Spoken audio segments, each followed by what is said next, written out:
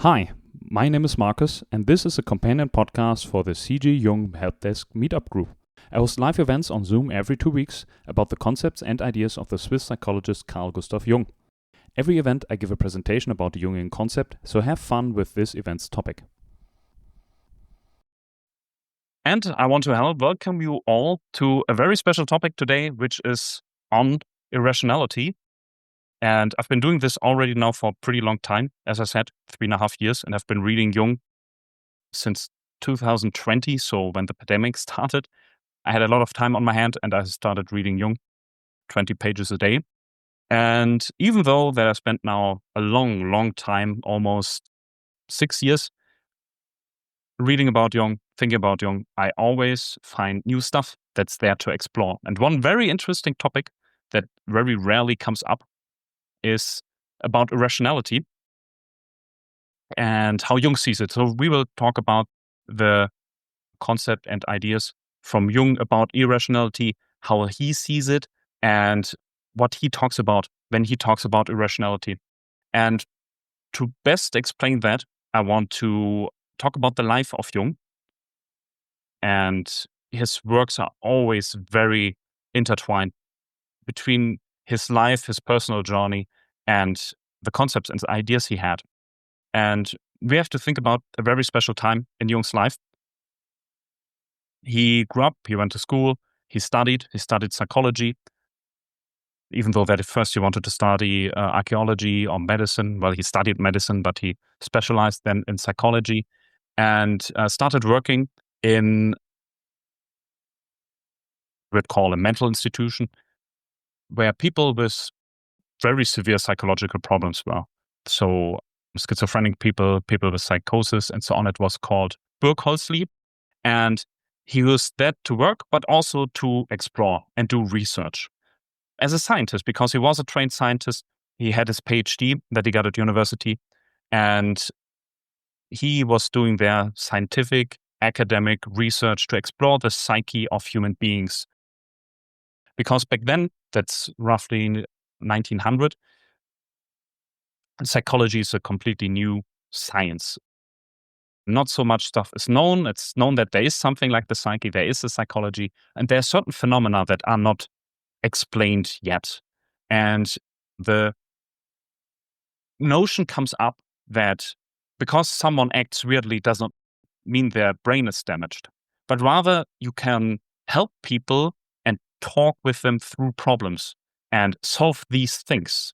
And this is a completely new technology, a new revelation, and it's called the talking cure, pioneered by Sigmund Freud, the very famous psychologist.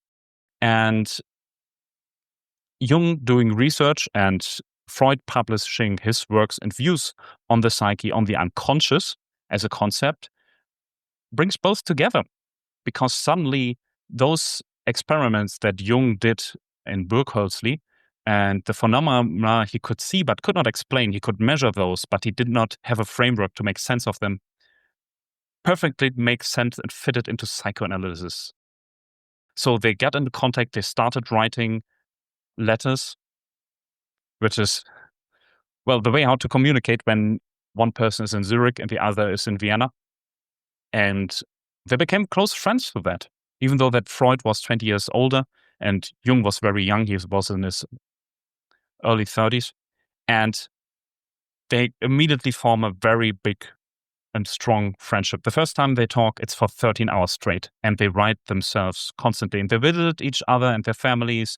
And this goes on. This goes on to a very specific point in time, which is the year 1913. And there something happens. It becomes clear that Jung has a different view on life and on the psyche and the things he wants to investigate. And that Freud has a very strict and stiff system he set up for understanding humans and how to treat humans in therapy. And Jung starts to diverge, and Freud feels it, so their friendship slowly breaks apart. And this is a huge, massive change in the life of Jung. And it defines everything that happens afterwards. Because not only does he give up his friendship with Freud, but rather he ends his academic career. He does not teach anymore. He basically becomes an outcast because he was the crown prince of psychoanalysis. He was the guy who was supposed to bring psychoanalysis to the next generation by him being younger than Freud, who was already 50, in the middle of 50. So it was for him to carry on the torch. But now he ran away. He betrayed Freud. And this caused a lot of psychological problems in Jung. And he felt this and he tried to deal with this. And one way how he tried to deal with it was to explore his own psyche. And this is why I chose as a picture for the event the sandcastles, because it has to do with sandcastles. And here's a very long quote. After the parting of the ways with Freud, a period of inner uncertainty began for me. I lived as if under constant inner pressure. At times, this became so strong that I had suspected there was some psychic disturbance in myself. Thereupon I said to myself, since I know nothing at all, I shall simply do whatever occurs to me. This I consciously submitted myself to the impulses of the unconscious. The first thing that came to the surface was a childhood memory from perhaps my 10th or 11th year. At that time, I had a spell of playing passionately with building blocks. I distinctly recalled how I had built little houses and castles. To my astonishment, this memory was accompanied by a good deal of emotion. Aha, I said to myself, there is still life in these things. The small boy is still around and possesses a creative life which I lack. This moment was a turning point in my fate. But I gave in only after endless resistances and with a sense of recognition. For it was a painful, humiliating experience to realize that there was nothing to be done except play childish games. Nevertheless, I began accumulating suitable stones, gathering them partly from the lake shore and partly from the water. And I started building cottages, a castle, a whole village. As soon as I was through eating, I began playing and continued to do so until the patients arrived. And if I was finished with my work early enough in the evening, I went back building. In the course of this activity, my thoughts clarified, and I was able to grasp the fantasies whose presence in myself I dimly felt. There's a lot of stuff in there. And we have to realize that at this point, Jung is the end of 30. So a grown man, accomplished man, PhD, is playing at the lake shore, building sandcastles. Why is he doing that? And it foreshadows a lot of the stuff that Jung will go later in his life. He sees himself at this crossroads. He is incredibly successful in the outside world. He studied, is academically recognized until the break with Freud, of course, has published papers, valid scientific papers, married several children, married the second richest woman in Switzerland. So he had a very, very nice house in Küstnach at the lake. And so he achieved everything that one could achieve. And he done that through study and research work, rational thinking, and all these things. But he himself felt empty and he felt at a crossroads and he felt lost. So what he did, he turned inwardly. And there he recognized certain things coming up in him. And we see two things in here. The first thing is that he recognizes these things coming up, but he also acts on them and let them happen. What happens after this is what brings us Jung as we know him. Because shortly after this, in 1913, his visions start. And he's having these visions of Europe drowning in blood and bodies. And he was thinking he's going crazy because he became overwhelmed by unconscious contents. Until the First World War started in 1914. And then he became calmer because he was thinking not that he was crazy, having crazy hallucinations. He thought, oh, it's very ironic. Like, I'm a therapist, I'm treating schizophrenic people, and now I get schizophrenia. What an irony. But he realized he had a kind of prophetic vision. And this is when he, in serious, started to investigate it in psyche. This is when every evening he sat down went into his fantasies, in his daydreamings, in his dreams, and recorded them in the black books. And out of the black books, he created the red book. And the red book is a basis for everything that comes afterwards. So the Jung we know, and that is famous with his concepts of individuation, of shadow, anima, animus, all these talk about archetypes and symbology and astrology, synchronicity, and so on, comes out of that. This is Jung playing at the lake, at the seashore, to build sandcastles. This is the first step. So what Jung is embracing there is something that is not really rational, but comes to him. And brings out the Jung that we know and love, and this is the reason why we are here. And Jung starts using this term irrational. And he uses it right after, so the first real book that he wrote after Symbols of Transformation, which causes the breakup with Freud, was Psychological Types. And he worked on that for 9 years. And this is the basis of typology, and it's a very important book in psychology because it's the first time that personality gets mapped and categorized. And there he talks about irrational functions. So he talks about that the psyche is structured in a way that we experience the world in different modes or in different ways. And he sees there 4: thinking, feeling, sensation, and intuition. So, and I'm very glad that I have a presentation this time, because the first time I talked about this, I had to do it all with words. But what you can see here, that they are shaped like a cross and in relation to each other. And he says thinking and feeling, those are rational functions, because we can kind of rationally get to the point, how did we have this thought, and what does this thought mean? Same for feeling. Feeling means for him whether I like something or I don't like something.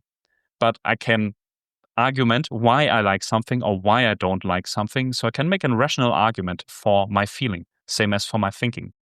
But he has this other group, sensation and intuition, where he says those are not rational, those are irrational, because things happen. Things come to me in a way that I cannot really explain. They become an experience. So if we would say somebody would experience something through all 4 functions, it would mean sensation, to say, there is something, thinking, what is this? And feeling, how do I feel about this? And intuition, what else could it be? So if we're confronted with something that we do not recognize, we first recognize that we don't recognize it, but think about, it could be this, it could be that, that's intuition. And we could think and feel about this then also. And what he says about these people that have one of those irrational functions in the superior function, so in like their most favorite hand, like everybody has 2 hands, but we like one hand more, and everything we want to do and we encounter, we first do with our strong hand. And this he calls superior function. Is, if you look at this picture, thinking being superior, that would mean that this type of person would first do things in a thinking way, trying to give names to things. And that would place them in the rational type, but an irrational type would be rather on the sensation and intuition part. So people that just experience things and take them as a basis of their experience. And this is what this quote from Jung is about. The irrational type doesn't see or realize by rational feeling or thinking. It always happens to him. So it is kind of weird to think about, to experience the world in a different way, but we can have this experience. Jung says all of these functions are limited in their own way. Like there's a certain way you can get with thinking, with feeling, with intuition and sensation. But here important is to understand that when things come to you unstructured, without reason, like things popping up, he uses this example of a deer in a forest. When it appears, it just pops into your vision. It is just suddenly there.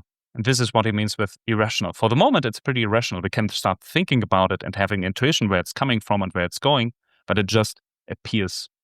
And Jung sees there a way to do this internally, or let's say externally for the deer, but also internally for a thought or a feeling. Something suddenly comes up, and the question is, Where is this coming from? What does it mean? What is the importance of that to us? And Jung would describe this very strongly as a kind of empiricism. So we would use this more in an empiricist way to say we gather something first, like data or things, just noting them down without a value judgment, without thinking about them, but gathering about things. He also uses sensation or categorizes sensation and intuition types as perceptive types. And this he calls, again, irrational by nature because there's not a logic behind it when these things come up. And this is what this quote is about. That is why I call the perception types irrational by nature, but merely because they subordinate judgment or to perception. It would be quite wrong to regard them as unreasonable. It would be truer to say that they are in the highest degree empirical. They base themselves exclusively on experience, so exclusively that as a rule, their judgment cannot keep pace with their experience. Also, Freud's idea is that the dream is rational. I say that it is irrational, that it just happens. A dream walks in like an animal. I may be sitting in the woods and a deer appears. It is Freud's idea that dreams are prearranged, which I do not agree with. And here we see already a strong split between Jung and Freud, because Jung would say that Freud is a very rational person, a very systematic person. So he looks into the world and he tries to fit things into a system, the system of psychoanalysis. And Jung wrote very badly about Freudians, saying that they kind of follow a script or pattern to find something inside the psyche of the person. He would say that Freud himself was not so inflexible, but he would say that about Freudians. And Jung was there way more open. Jung would say, okay, there's a lot of things that we do not understand yet, which does not mean that they are just a sublimation or like a reduction thing where we say, oh, this is actually about this and that. So Freudian analysis or dream interpretation, let's say, it's pretty famous for that everything is kind of a penis or is the incest complex or is sexuality.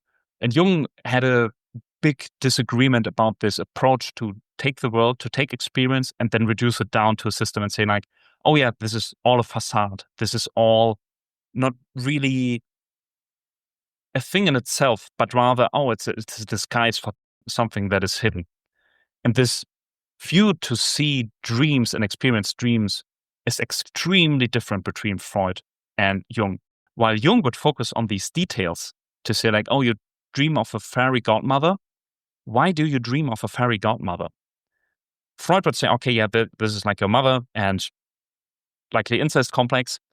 Jung would say, okay, they can't be random. Like it could be 10,000 things in the world. Why is it a fairy godmother?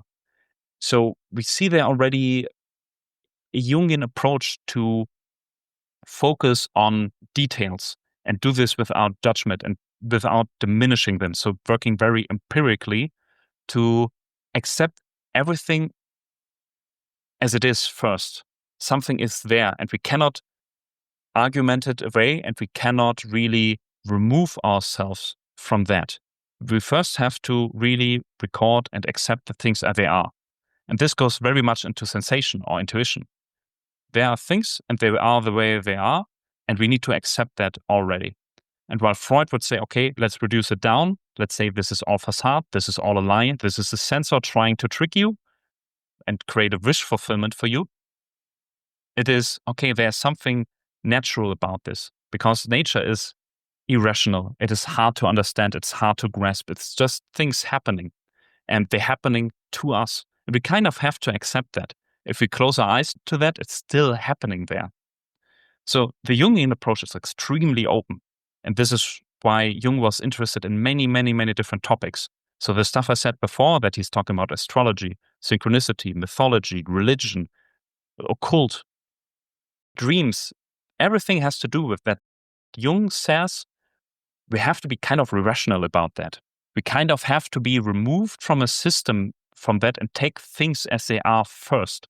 So this would be also the advice that we would give as students when they want to become therapists. He said, get the best education, get everything you need to know. But as soon as you get to the patient, forget everything. Take the patient as they are and be not so sure that you already know what the answer is and what this all means. The first reaction should be, okay, I have no idea what this means. And Jung would treat his patients this way, and he would treat his dreams like that. He would say he does not understand his own dreams. It also takes him to figure out what all of this means. And I want to tell a story here because there's a very, very famous story that Jung often talks about to exemplify this opening up to irrationality and things happening to people. So, as I said, he was a therapist, he had patients. He had one patient that was a young woman, and she was very tough. She was very narrow-minded, and she was very set in her ways, and that created problems for her in her normal life because she was extremely strict mentally. So she kind of figured out the world, and everything had to be that way. And of course, things were not that way, and she suffered for that. And Jung tried to open her up, and he tried really for a long time. So they were sitting together, they were talking, but she was taking none of it, that what he was talking about. And it was not until a special day when she said, Dr. Jung, I had this very strange dream last night. And I dreamt of this scarab that visited me in the night. And she was talking about this dream. And at that point, at the window, there's a clicking sound. And Jung goes to the window, opens up the window, catches this bug, hands it to the patient and says, there's your scarab. And this completely blows her mind. This opens her up to weird things happening, of dreaming of this bug and then seeing this bug, opened her up for this irrationality, getting out of her system and being then open for the therapy. And then she could be healed and live her life normally. By the way, on the right side, this is not a scarab, but it looks extremely close to that. And this is a beetle you can find in Switzerland, but normally they don't go to windows and just click on them, and people talk about scarab dreams. So this is a story that Jung talks about very, very often because this symbolizes for him many, many things.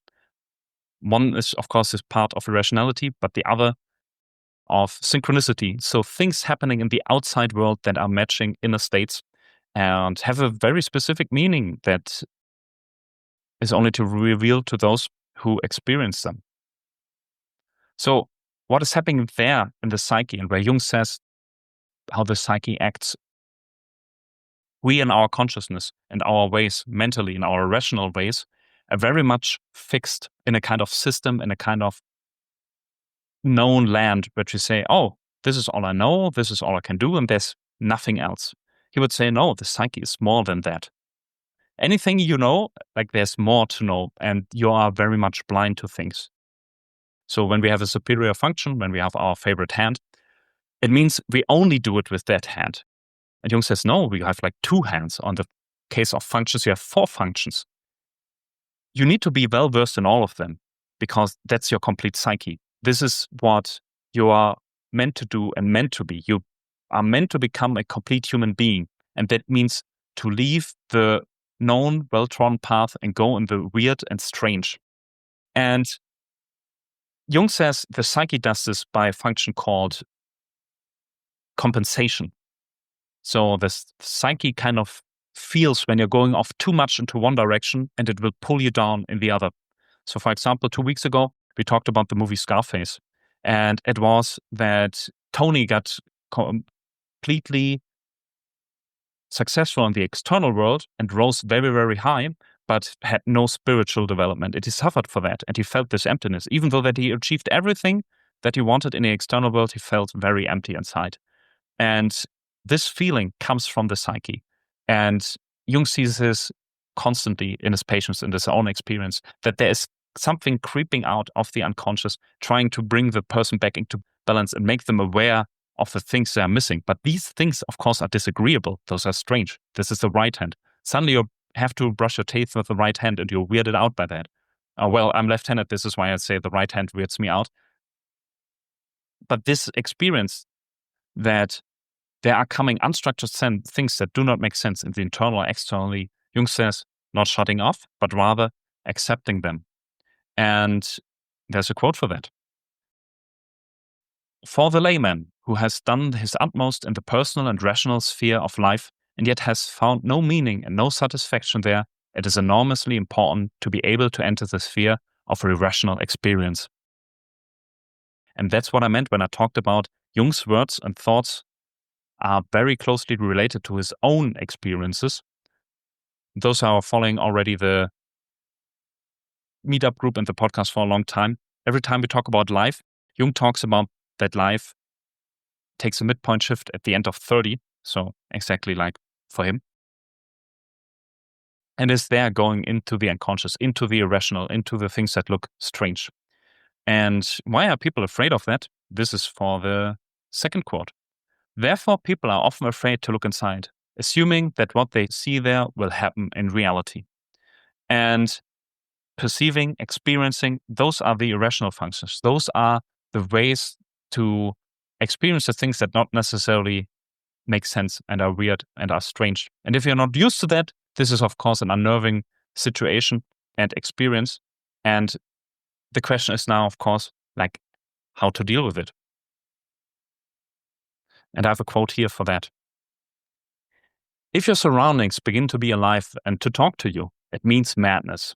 But if you can smile when you meet a toad or a squirrel or a leaf that says something funny to you, if you don't mention it, don't make a system out of it, then you have had a mighty good morning in the woods.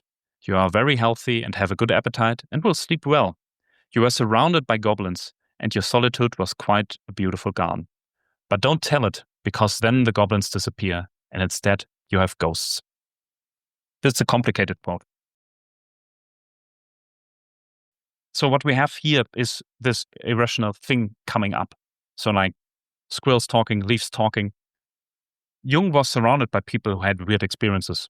So neurotic people, hysteric people, psychotic, schizophrenic people, but also having these experiences himself. What he means by that is being open to be accepting of these things, but treat them in a kind of subjective, personal way. He said one of the biggest problems he saw with his patients was that they kind of started to lose contact with the rest of the human race as soon as they had that feeling that they could not explain themselves to others. So when they said loneliness does not come from having no one to talk to, but not being able to express oneself. And he sees there a big problem in the modern world that these kind of irrational experiences that we had in the past with religion, mythology, and spirituality and so on did not have a place in the modern world anymore. Like today, maybe more with the advent of social media and so on. But we're talking now about the world roughly 100 years ago, which was very strict, materialistic, and modern. And what he means by because then the goblins disappear, instead you have ghosts, is when you don't see these things as an, let's say, external thing or something outside of you that is happening, coming to you, it suddenly goes inside of you like a ghost. So suddenly these things come invisible, but that does not mean that they're gone. It's just that you don't see them anymore and have an influence on you. He often draws this comparison that when in the past people talked about ghosts, that they psychologically talked about complexes. So autonomous psychic forces that had an influence on people. So when people try to avoid ghosts or get rid of ghosts, that psychologically meant that they were trying to rid themselves of influences from the inside. And he said it's very important for psychic health to kind of being able to put it somewhere else in the world. Because if it's not outside in the world, it's inside the psyche. And then you don't really see it that well, and it has an influence on you there. And the problem with approaching this, because it already sounds a little bit scary, he just states in the second quote, the main fear of the unconscious is that we forget who we are. So it's easy to say like, oh, you have a rational system and a way how to see the world and experience the world and make sense of the world. Leave it behind. You're suddenly out in the wilderness. You're suddenly in survival mode, and you can get lost and forget about yourself. So it has to be kind of mixture between accepting things coming up, trying to integrate them, to kind of bring them into the system, but a kind of higher, more complex system, but also to, not necessarily get swept away, because this is what they saw with his patients with very big psychological problems, like psychotic people or schizophrenic people, that they got overwhelmed by the unconscious. So he says like the fear of the unconscious is completely valid, but it is an interplay between the known and the unknown coming up, exchanging, and being the birthing ground for new things. Same as for him, opening himself up and starting to play with the sandcastles and building those up, getting in touch with these things in the unconscious and kind of surrendering to them. And funnily enough, the things that Jung did in his own practice with his patients was then the same thing. When the people were over 30, the end of 30, he would let them draw. He would let them write, dance, whatever. Express the things they had internally and bring them outside to the world. And also opening up to them and telling them that their worldview is limited and that there's way more in the world, but also inside of them that would help them to make sense of it. Because this is a kind of starting of a beginning of a journey, to be aware of the irrational things and to follow them. It's kind of dragon's tail. You have to find the dress of the dragon still. But this is how Jung started. And now I will show you something which is very, very, very special, because I mentioned the letters before of Jung and Freud, and those letters were not to be published for 40 years after the death of Jung, and he died in 1961. So you can buy the letters, you can check them, and they're super, super interesting because Jung is a huge fanboy to Freud, and both are incredibly cute and sweet to each other, of course, until the end.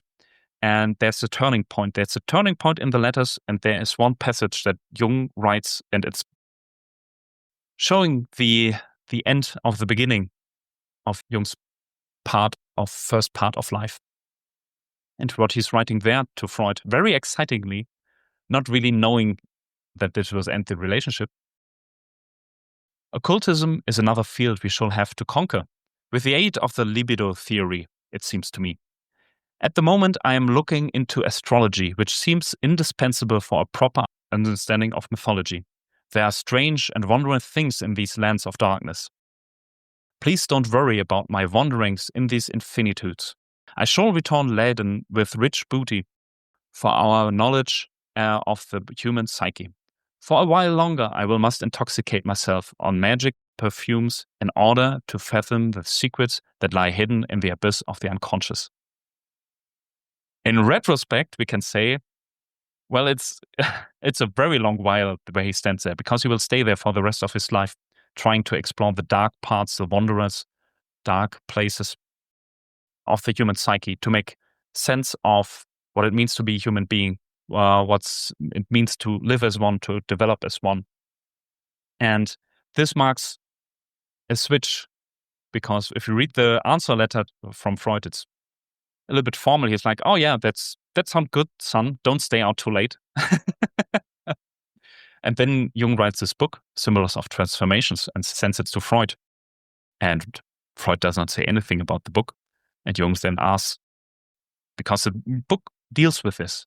It tries to take psychoanalysis and tries to take this into religion, mythology, all these weird and strange things, where Freud would say, oh, this is just a father complex. Why do you deal with religion and art? Art is just a mother complex. What are you doing? This is not necessarily useful. And Jung goes there and says, oh, let's explore the human psyche there. And Freud does not answer. And Jung asks again, why are you not talking about my book? You have not said a single thing about my book. And it becomes clear that this fundamental shift, this fundamental break between the rational and the irrational, the stiff, static system and the open, sprawling world of the unconscious is happening. And Jung realizes he needs to separate and get out of the relationship with Freud, get out of psychoanalysis in an official way. And embrace his own journey. And this journey then started with building the sandcastles, writing the black books, writing the red book, and doing all the amazing works that he did afterwards. And he moved from what is in the beginning was a kind of mythbuster when he talked about the occult, saying, it's all the unconscious. And he sounds a lot like Freud when he talks about these things, like, it's all the unconscious happening and you can kind of reduce it down. He becomes later kind of full-on mystic. So he does the whole development, the whole journey, and he does it through his own experiences, his own doing, and his openness to these irrational things. And this is what he talks about when he says, individuation is about doing. It is about materializing things in the external world, bringing things out of the unconscious and process them there and having them there to see them, to experience them. And do this step by step. And in the end, you also can become a world-renowned Swiss psychologist. And this would conclude my presentation for this topic on irrationality, what Jung talked about when he talked about irrationality, and how it all came together in his life, his work, and what we can kind of learn from that. And I want to thank you for your time and attention. And now I'm really, really curious how the discussion part will be. So, thank you. This was this event's topic. Thanks for tuning in. If you're interested in learning more about Jung, please check out the description.